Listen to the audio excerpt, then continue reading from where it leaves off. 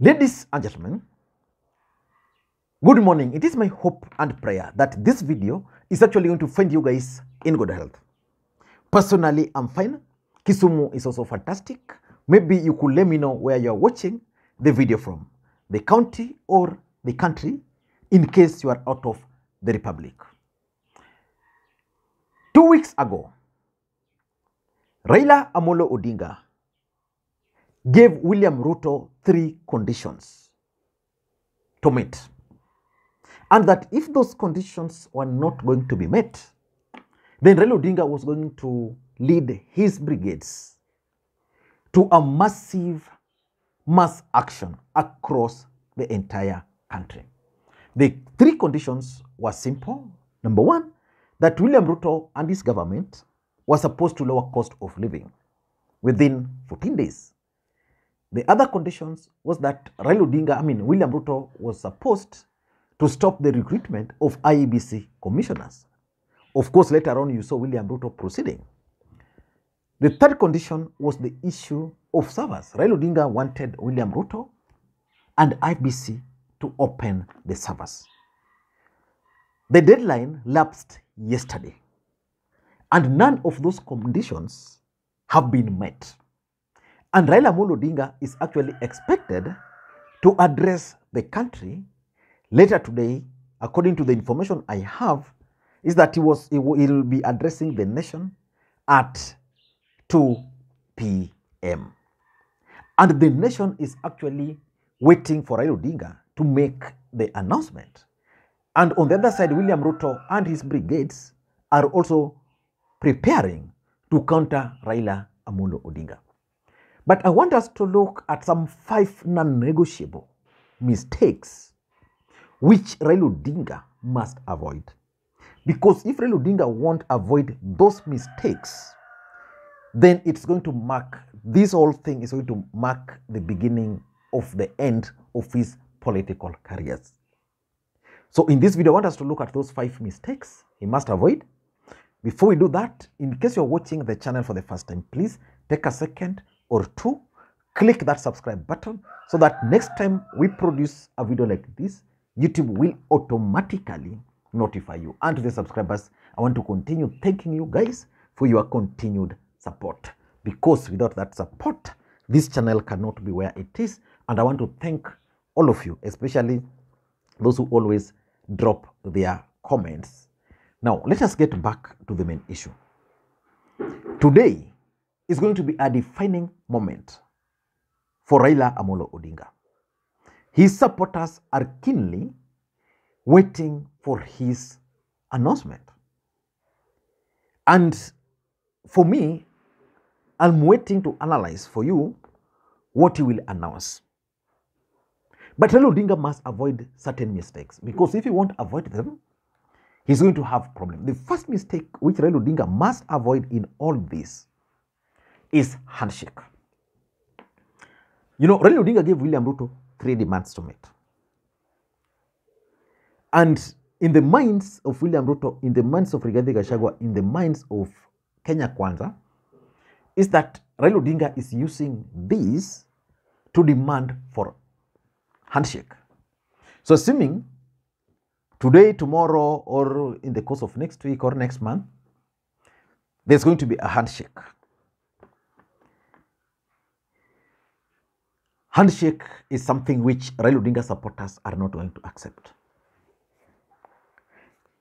They learned their lessons with Uhuru Kenyatta's handshake. And again, it will also portray Raila Odinga as someone who is using all these tactics to advance his own political interest. So if there's one thing which Raila Odinga must avoid at all costs, is to have handshake with William Ruto. He must avoid that completely. If he will do that, I can assure you, based on what I'm reading, based on the feedbacks I'm getting on this channel, is that handshake is the last thing Raila Odinga should go for. Which begs the question, what should he do? Maybe you can let me know in the comment section. The second thing which Raila Odinga must reject is an initiative of the international community. I know the international community are currently pursuing talks with Raila Amolo Odinga. And the truth of the matter is that Raila Odinga is not the president of the Republic of Kenya today in this country because of the international community. The American government, the British government conspired against Raila Amolo Odinga. And that's something which his supporters understands. And I also know that the United States of America are not very happy with William Samoei Arap Ruto. And that's where you should read the China Square issue. And they've been planning to actually fund Raila Odinga's campaigns, anti-government campaigns, because as a strategy to checkmate Ruto. But for me, the moment Raila Odinga will enter into some talks initiated by the international community, that is the moment he's going to lose it. Because probably those people will just be interested, number one, in their interest. Number two is to ensure that William Ruto is actually established as the president of the Republic of Kenya. And number three, the international community, since they don't like Raila Amolo Odinga, what would be their interest? Their interest cannot be the interest of Raila Amolo Odinga. They would be only interested in serving their personal interests. So for me, Raila Odinga, in my view, must avoid any initiative which is going to be initiated by the international community. I know they are moving from office to office, meeting people to try and hammer a deal, but they should not. In fact, apart from the international community, the other group Raila Odinga must avoid is the church, not the religious community, the church. Because the church were there and they branded Raila Odinga as a devil and Ruto as a man of God. So which means if they are intending to initiate dialogue, that dialogue will not benefit Raila Amolo Odinga. So that's number three. Number three, and this is very common, Raila Odinga must avoid this process being hijacked by politicians. You know, the demos are going to be there. And you know, politicians always serve their interest. They will wait and see how the country is receiving it. Especially, I'm talking of Raila Odinga's strongholds.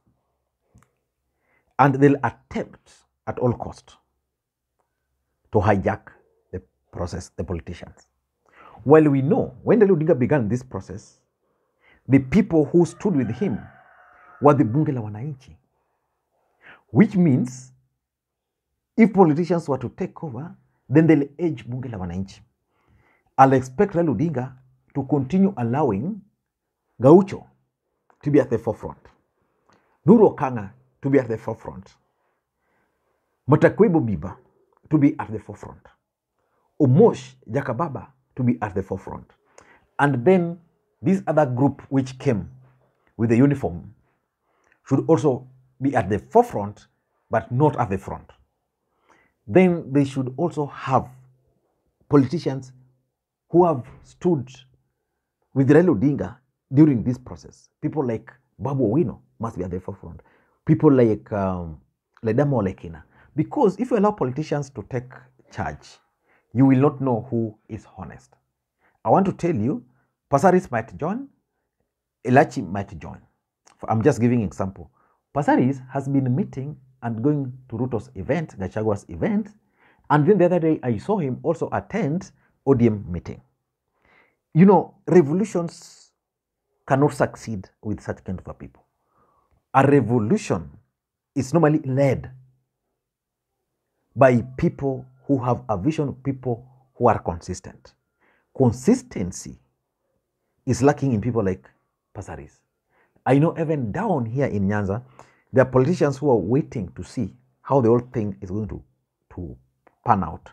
Then once they see how it's turning out, then they'll be joining. These are the people who Raila Odinga must stop from hijacking this process. Number 4, and this is also serious, Raila Odinga must not accept Ruto's win. I'm saying this because he has maintained that Ruto stole his victory. Even if you were to have handshake, which is good, wrong, even if you were to have a handshake, which is wrong, even if they were to talk, because talking is not right, I mean, it's not good, it's not bad, they can talk, they can agree on how to move the country forward. But the thing he must not accept is William Ruto's presidency, legitimacy. Because the moment Raila Odinga will be paraded there, Ruto there, Raila there, they address the media maybe together, then Raila accepts Ruto as the president, then it would mean that all these things he's been saying are not true. He must continue, they must agree to talk, but on the condition that Ruto believes that he won, because that's their right. But Raila Odinga must also believe that Ruto did not win. The talks should go like that, because I know if these guys were to talk, the conditions William Ruto would put is that, let us agree that I was validly elected, or I'm the legitimately elected president. That is something Raila should not accept. Legitimacy. If he were to legitimize William Ruto's presidency, then he will erode all these things. Number 5 is ceding grounds. Raila Odinga is known to cede grounds in most cases. That's why, despite the fact that he was part of the handshake, he never had a cabinet member, he never had anybody in government, but he carried that blame of the government. Raila Odinga issued 3 demands which were very clear. The first demand, cost of living. The second demand, IBC recruitment. The fourth demand, servers. His discussions should be centered around those.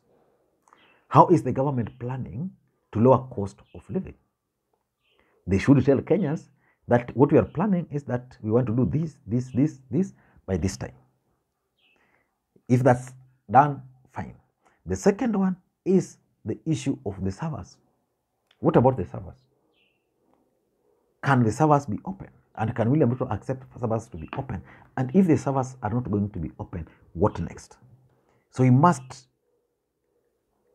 operate within the 3 demands which he placed. The other demand which he placed,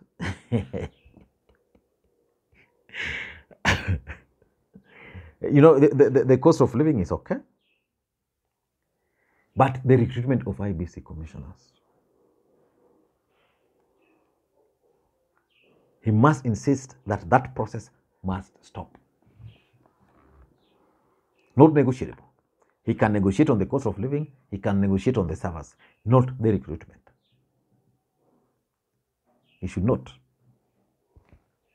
So for me, if Raila Odinga can stick and avoid those mistakes, and if William Ruto were to meet the conditions, then things would be okay.